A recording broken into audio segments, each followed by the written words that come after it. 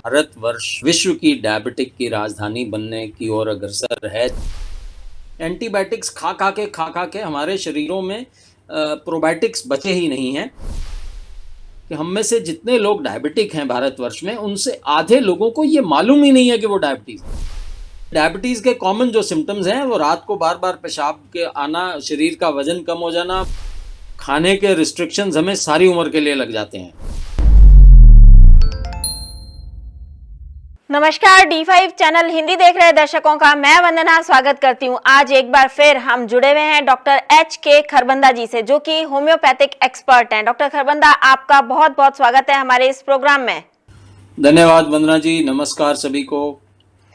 Doctor Kharbanda, diabetes के लोगों को खान पान का बहुत ज्यादा ध्यान रखना पड़ता है, तो आज हम बात करेंगे कि खान पान का क्या रोल होता है और क्या खाना पीना चाहिए और क्या खाना पीना बिल्कुल नहीं चाहिए। तो आप हमें सबसे पहले ये बताइए कि डायबिटीज के जो पेशेंट हैं उन्हें क्या खाना पीना चाहिए। देखिए वंदना जी, बहुत अच्छा आपका सब।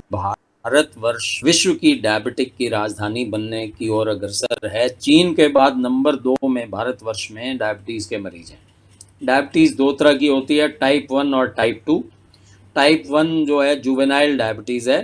जुवेनाइल मीन्स बचपन से, 18 साल से पहले की उम्र में अगर आपको डायबिटीज़ एक बार एस्टेब्लिश हो जाए तो हमें इंसुलिन पर डालना पड़ जाता है, इंजेक्शन्स लगते हैं सारी उम्र। लेकिन टाइप 2 है जो एडल्टहुड में आपने एक्वायर की है, 18 साल की उम्र के बाद, एडल्ट होने के बाद आपको अनुवांशिकता में नहीं मिली है, आपने खुद उसको अपने गलत खान पान की वजह से लिया। तो जो टाइप 2 डायबिटीज़ के मरीज हैं उनको बड़ी आसानी से हम लोग रिवर्स कर सकते हैं। और उनका देखिए, सिर्फ हमारा ये लाइफस्टाइल डायबिटीज़ टाइप 2 का जिम्मेवार है। हमारा खान पान और हमारा एक्सरसाइज न करना, सिर्फ ये 2 चीज़ें टाइप 2 डायबिटीज़ की जिम्मेदार हैं। तो भारतवर्ष एक गरीब देश है, डायबिटीज़ की दवाई हमें सारी उम्र खानी पड़ती है, खाने के रिस्ट्रिक्शंस हमें सारी उम्र के लिए लग जाते हैं। तो हम तो गरीब देश, अफोर्ड ही नहीं कर सकता डायबिटिक होना।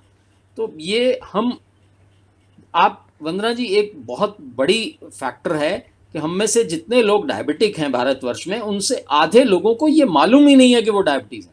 लोगों को जानकारी ही नहीं है। लोग इतने अभाव में जी रहे हैं कि डॉक्टर के पास ही नहीं जा पाते और वो सिम्टम्स बहुत ज़्यादा आते नहीं हैं। जैसे देखिए, ब्लड प्रेशर भी साइलेंट किलर है। डायबिटीज़ में हालांकि कुछ सिम्टम्स आते हैं, लेकिन उसको लोग आम वीकनेस या विटामिन की कमी से उनको वो लोग सोच लेते हैं, क्योंकि डायबिटीज़ के कॉमन जो सिम्टम्स हैं वो रात को बार बार पेशाब के आना, शरीर का वज़न कम हो जाना, भूख का कम हो जाना, बदहजमी हो जाना और शरीर में कमज़ोरी रहना। तो लोग इसको ना थकावट से, विटामिन की कमी से वो लोग उसको कोरिलेट कर लेते हैं और वो अपने आप लोग सोचते रहते हैं और अपने आप को डायग्नोज नहीं करवाते।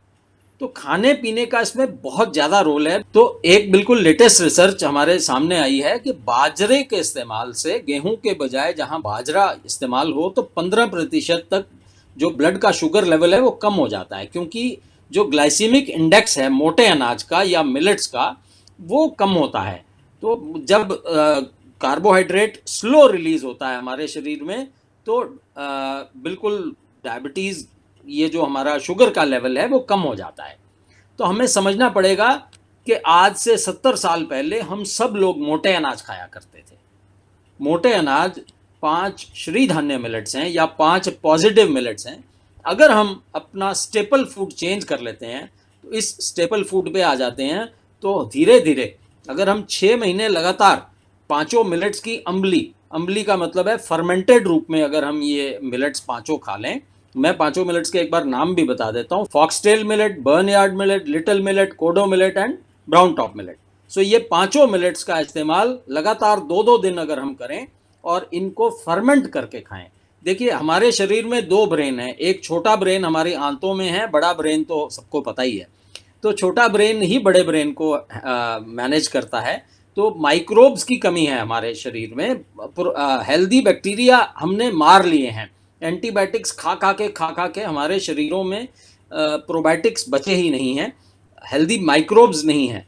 तो अगर हम ये हेल्दी फूड लेते हैं, जो माइक्रोब्स, ये बड़े मोटे अनाज पांचों जो मैंने आपको बताए हैं, अगर हम इसका अम्ली के रूप में इस्तेमाल करते हैं लगातार, तो हम अपनी डायबिटीज़ को रिवर्स कर सकते हैं, क्योंकि इनमें जो फाइबर कंटेंट का बेसिक फ़र्क है, जो हमारा गेहूं और चावल हैं उनमें जो फाइबर कंटेंट है वो 2 से लेके 8% है। तो आज से 60 साल पहले ये मिलेट्स ही हमारा स्टेपल फूड थे। गुरु नानक देव जी ने भी कोदरे की ही खेती की थी और कोदरे की ही रोटियां हम सबको खिला के, माई भागों के घर भी जाके उन्होंने कोदरे की रोटियां खाई थी। तो हमें ये समझ आनी चाहिए कि हमारा जो स्टेपल फूड है वो मोटा अनाज है, न कि गेहूं और ये आपका राइस है। और खासकर जेनेटिकली मॉडिफाइड जो ये सीड्स हैं वो तो और ज़्यादा हमें ख़राब करते हैं।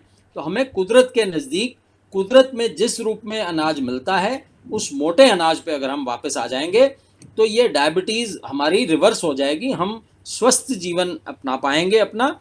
और हम जी इन मिलेट्स को कितने टाइम पहले भिगो के रखना होता है बनाने से पहले?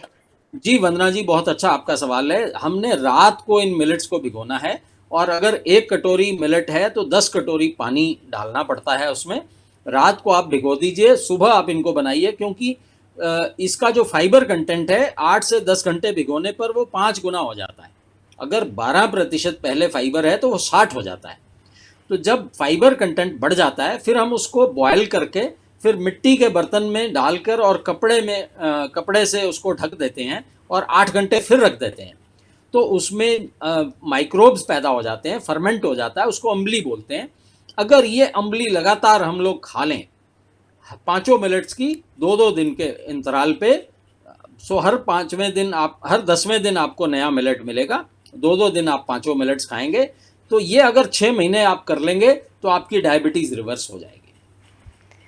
डॉक्टर खरबंदा, इसको और किस तरीकों से खाया जा सकता है? मतलब कि इन मिलेट्स को और किन तरीकों से हम खा सकते हैं? खिचड़ी बनाकर खा सकते हैं या जैसे हम चावल बनाते थे, पुलाव बनाते हैं, उस तरीके से भी खा सकते हैं? तो आप मिलेट्स को बिल्कुल इसका आटा बना के रोटी भी बना सकते हैं, इडली भी बना सकते हैं, इसका पुलाव भी बना सकते हैं, इसकी खिचड़ी भी बना सकते हैं। लेकिन अगर आपने बीमारी को वापस लाना है, अगर आप डायबिटिक हैं और आप चाहते हैं कि आपकी दवाइयाँ बंद हो जाएं, तो पहले 6 महीने आपको सिर्फ अम्ली के रूप में खाना है। अम्ली के रूप में आप खाएंगे तो आपकी बीमारी वापस हो जाएगी। उसके बाद सारी उम्र आप जैसे मर्जी इसको खाएं, चाहे इसकी रोटी लें, चाहे इसके टिक्कियाँ बना के खाएं, चाहे पकौड़े तलें, चाहे इसकी इडली लें, या फिर इसका पुलाव लें, या इसकी खिचड़ी लें, या इसका दलिया बनाएं। ये आपकी चॉइस है, इसको हर तरह से आप बना सकते हैं। लेकिन जब भी आप बनाएं, आटे का भी इसका तरीका वही है। पहले आप रात को भिगोएंगे, फिर सुबह इसको धूप में सुखाएंगे, फिर उसका आटा बनाएंगे, तब इसको इस्तेमाल करेंगे। जी वंदना जी। डॉक्टर खरबंदा, जाते जाते आप एक बार और इन मिलेट्स के नाम ठीक तरीके से सबको बता दें। जी, सो ये 5 श्रीधान्य या पॉजिटिव मिलेट्स हैं जो millet man of India doctor Khadar Vali ने हम सबको सजेस्ट किए हैं। उन्होंने इनकी दोबारा से रिसर्च करके खोज की है और सबको सुझाए हैं। Kodo millet, brown top millet, foxtail millet, barnyard millet and little millet, ये 5 मिलेट्स हैं। किसी भी बड़े ऑर्गेनिक स्टोर पे उपलब्ध हैं या किसी भी बड़ी सुपरमार्केट में ये मिल जाते हैं। कोशिश करें अनपॉलिश्ड हों। ये मिलेट्स भी पॉलिश्ड लोगों ने शुरू कर दिए हैं, तो अनपॉलिश्ड मिलेट्स आपने लेने हैं। रात को भिगो के हर रोज़ 2-2 दिन आपने इस्तेमाल करना है। और सभी लोग, इवन मेरे से व्हाट्सएप पे भी इसकी सारी हमने इसकी बुक्स और इसका लिटरेचर और इसकी वीडियोस बिल्कुल तैयार हैं हमारे पास। हमारी एक हेल्पलाइन चलती है जिस पे कोई मिलेट्स के बारे में या डायबिटीज़ के बारे में भी जानकारी ले सकता है। 9815220735 इस नंबर पे व्हाट्सएप पे आप कोई भी सवाल आप कर सकते हैं, या किसी मिलेट्स के बुक्स अगर आपको चाहिए तो वो भी आपको, या कोई वीडियोस चाहिए, अम्ली कैसे बनाना है उसकी वीडियो चाहिए, वो सारी जानकारी आपको प्रोवाइड कराई जाती है। डॉक्टर खरबंदा, आप हमसे जुड़े, आपका बहुत बहुत धन्यवाद। धन्यवाद वंदना जी।